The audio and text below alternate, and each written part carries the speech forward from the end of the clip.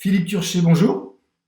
Bonjour. Je suis ravi de vous recevoir dans le cadre de ce programme, comment améliorer ses prises de parole en public.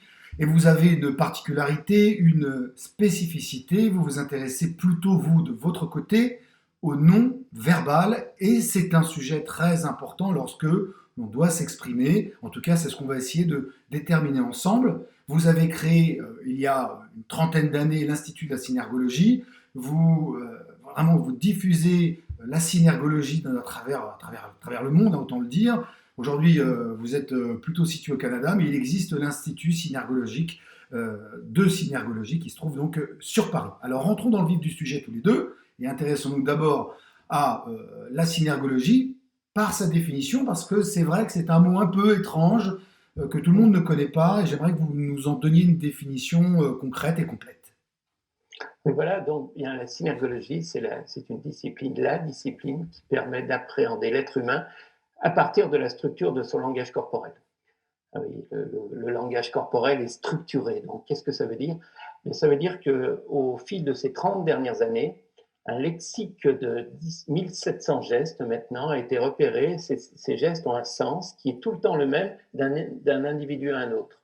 Le numérique nous a permis de comprendre ça parce qu'on a pu aller chercher des séquences des mêmes gestes faits par des gens venant de peuples différents, de cultures différentes, et on s'est aperçu que la corporéité, il y avait une corporéité humaine, une structure du langage corporel humain. Donc. Et puis voilà, donc maintenant c'est vrai qu'on dialogue tous les deux autour du geste, et moi je l'observe, et puis vous le mettez en scène. Ouais. Donc la bonne question, c'est peut-être de se demander, la synergologie par rapport à ces définitions-là, bien en quoi elle va aider à mettre le corps en scène. Ben, c'est justement la question que j'allais vous poser, mais je voudrais avant tout quand même que vous ameniez une précision. Vous dites qu'il y a environ 1700 gestes et des brouettes, parce que j'imagine que vous en trouvez d'autres aussi Oui. régulièrement. Question, quand vous dites 1700 gestes, vous parlez de gestes, c'est-à-dire ça, c'est un geste, ou c'est beaucoup plus général que ça, c'est-à-dire c'est sur l'entièreté du corps, du cuir chevelu et la voûte plantaire. Oui, c'est très bien de me demander de préciser parce que c'est vrai que ordinairement le geste, c'est ce qu'on fait avec les mains, avec les bras. Et le geste, c'est vrai que dans le champ du non-verbal, c'est plus large que ça. Et le geste, quand je bouge ma tête, je fais un geste. Quand je change de position de chaise, je fais un geste. Donc c'est la corporéité humaine qu'on va disséquer comme ça en 1700 items qui sont 1700 messages corporels. Donc vous avez raison de me demander de repréciser le geste, oui, effectivement. Alors voilà, maintenant qu'on a fait cette précision, on peut avancer tous les deux sur le rôle clé de la synergologie en matière de prise de parole en public pour ceux et celles qui ont à exprimer un message, qui font des discours, qui passent dans les médias. Souvent, ils aiment avoir le contrôle de leur prise de parole, et notamment sur le fond, évidemment, sur les mots, mais aussi sur les gestes, sur cette fameuse congruence qui fait que entre ce qu'on dit et ce que l'on exprime par le corps, eh bien, il y a une vérité qui s'inscrit de façon naturelle et que l'autre ou les autres peuvent reconnaître comme de l'authenticité. Vous êtes d'accord avec ça? Oui, oui, tout à fait d'accord. Je pense qu'on peut mettre son corps en scène. Sauf que ce qu'on va voir, c'est qu'il va falloir arriver à passer du stade du truc parce qu'il y a des gestes qui sont meilleurs que d'autres. Hein. La corporéité de l'être humain, il faut arriver, l'être humain, à l'aider à trouver sa corporéité gagnante, j'ai envie de dire. Hein. Comment faire émerger son corps pour qu'il soit le plus performant possible. Donc, on va passer du stade où les trucs sont des béquilles qui vont nous permettre d'arriver à communiquer, au stade où ces béquilles, on s'en est séparé parce que le geste, on l'a incarné en nous. Et ça, c'est quelque chose de bien important. C'est-à-dire qu'il ne faut pas rester sur le truc, mais il faut se servir du truc pour l'intégrer à ce qu'on est. Je pourrais prendre peut-être juste un exemple. Oui, je vous en Euh, prie. oui, oui. On va dire que de faire des gestes ronds, par exemple, ça va être des gestes qui vont déclencher une forme de solidarité, une forme d'adhésion de l'autre. Vous voyez, si on fait des gestes ronds, on rentre tous les deux dans un espace qui est un espace dans lequel on peut communiquer. Et donc, on va aller chercher des gens pareils, à gauche et puis à droite. Bon, maintenant, si on apprend ça de manière un petit peu technique, mais qu'on ne pense pas à l'incarner, ça va donner quoi? Ça va donner ça, vous voyez? Je vais parler à des gens. Plutôt que d'aller chercher la personne, je vais faire ça. Le geste va y aller tout seul, et peut-être même que le corps va partir à l'extérieur. Donc, plutôt que de dire venez avec moi, je vais avoir l'air de dire restez où vous êtes. Vous voyez? Le geste n'a pas accompagné. Là, pareil, si le geste à droite accompagne, ben, j'ai l'air d'aller chercher l'autre. Et parce que je vais le chercher, on va pouvoir travailler ensemble. Si maintenant la main part toute seule, eh bien, je crée l'effet strictement inverse. C'est-à-dire qu'il va falloir passer du truc à l'incarnation de la corporalité. Oui, il va falloir aller au-delà simplement d'une forme de Ouais, manipulation de la gestuelle ouais, lors de c'est nos ça. échanges. Mais l'idée n'étant évidemment pas de robotiser au travers même de ce que vous nous dites, Oui, cher oui, tout Philippe, à c'est fait. pas de robotiser la prise de parole, loin s'en faut évidemment. Alors, avançons tous les deux ensemble. Comment fonctionne le cerveau par rapport à notre organisme? C'est-à-dire que je vois souvent des gens que j'accompagne qui ont beaucoup de difficultés à s'exprimer avec le corps. Ils le font très bien avec leur système de pensée. En revanche, avec le corps, c'est rarement très généreux, c'est parfois même maladroit. Oui. Comment vous pouvez nous expliquer ce fonctionnement du cerveau et qui forcément prolonge la pensée au travers de nos expressions corporelles? Oui, c'est ça. Ben, je crois que le cerveau, lui, le cerveau c'est une chose, le corps c'est une autre, mais tout ça c'est bien unifié hein, dans ce qu'on appelle body-mind system. Hein. Ça veut dire que le corps et l'esprit fonctionnent ensemble. Sauf que vous savez, quand on est stressé, on va arrêter en fait, on va arrêter de réfléchir. Hein, quand on est stressé, on arrête de réfléchir et donc notre corps peut avoir tendance à se crisper, à se rigidifier. C'est bien connu, hein, donc on ne travaille plus avec les aires du néocortex, mais davantage avec des aires qui sont plus limbiques. Donc ça peut donner un effet de glaciation, c'est-à-dire que la personne très humaine, parce qu'elle est stressée, d'un seul coup ne bouge plus. Et c'est là qu'on va dire de quelqu'un qu'il est glacial, par exemple. Hein. Glacial, ça veut dire simplement dire quoi? Ça veut simplement dire souvent qu'il ne bouge pas quand il parle. Il est glacial. Donc, tout le travail qu'on va devoir faire, c'est un travail dans lequel on soit bien avec ce qu'on va dire et avec l'autre. Et à ce moment-là, le stress on fait qu'on va se dégeler. À ce moment-là, le corps va se remettre en marche.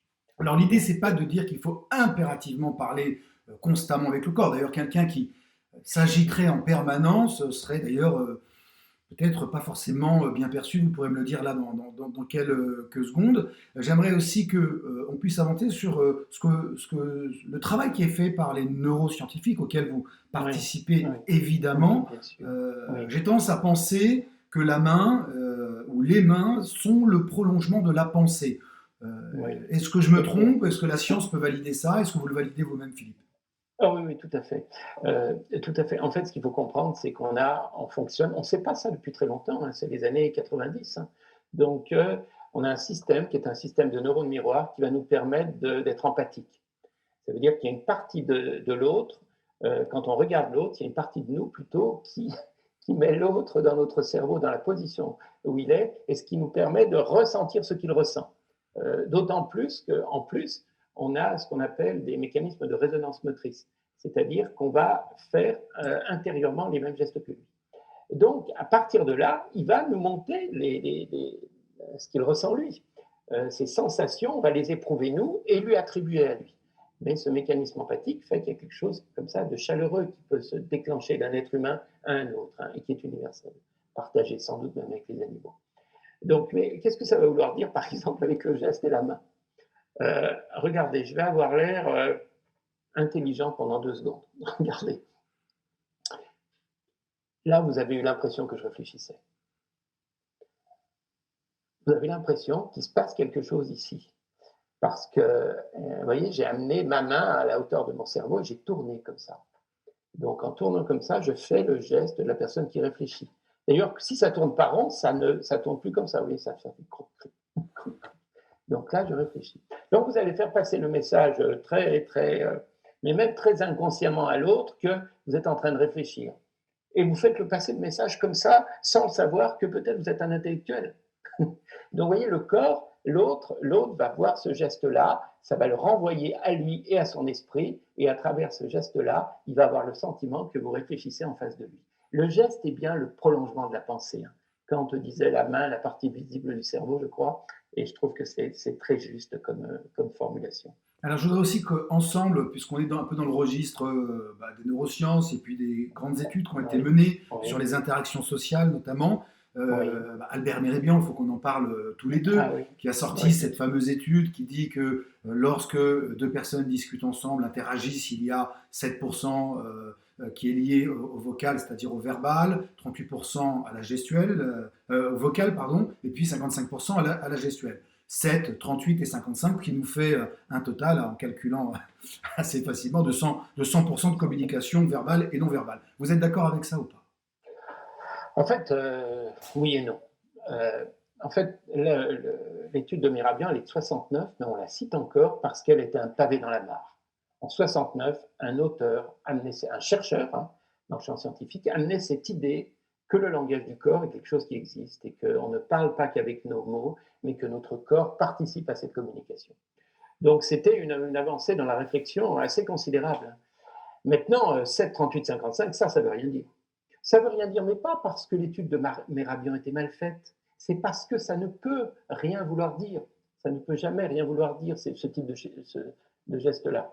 Imaginons que vous soyez dans une réunion, que vous parliez avec une personne et que vous adressiez à une autre, et qu'à un moment donné, vous regardez une autre personne qui ne parle pas et à qui vous ne parlez pas. Et entre vous, il se passe quelque chose de fort. Là, vous avez le sentiment de vous être compris sur quelque chose sans l'avoir évoqué verbalement.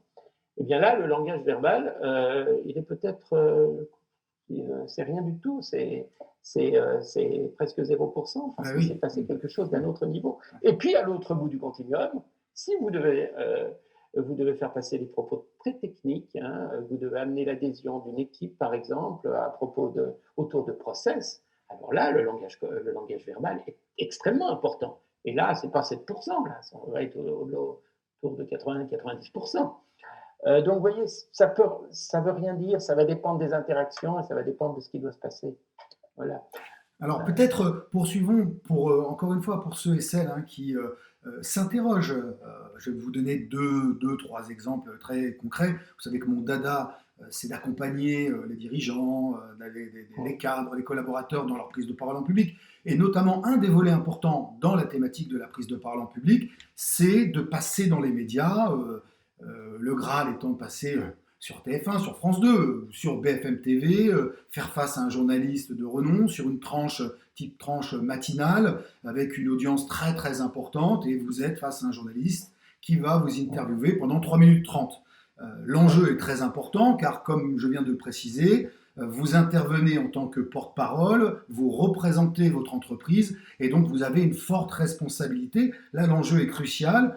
Est-ce que pourriez nous donner quelques trucs et astuces, quelques conseils pratico-pratiques pour faire bonne figure et afficher un message qui soit un message convaincant, conquérant? Oui, c'est ça.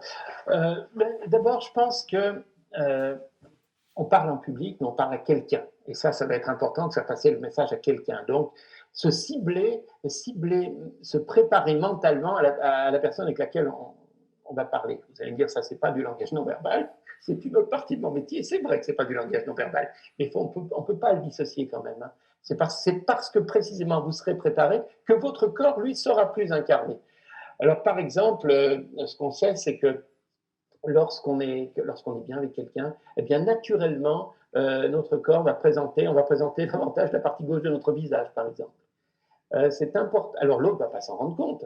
Sauf que le simple fait de présenter sa partie gauche de visage en avançant vers l'autre, j'y reviendrai après, ça c'est quelque chose qui va nous permettre d'être plus performants. Parce qu'on va être mieux perçu par l'autre et ça de manière très inconsciente. Alors moi, je ne suis pas forcément, voyez, en train de vous dire présenter la partie gauche du visage parce que ça peut être trop. Mais si vous êtes bien avec l'autre, ça va se faire naturellement. Et ça, c'est important. Il faut savoir aussi que si vous avancez vers l'autre lorsque vous lui parlez, en fait, on sait par des systèmes de caméra thermique qu'en avançant vers l'autre, ben, le corps devient plus chaud.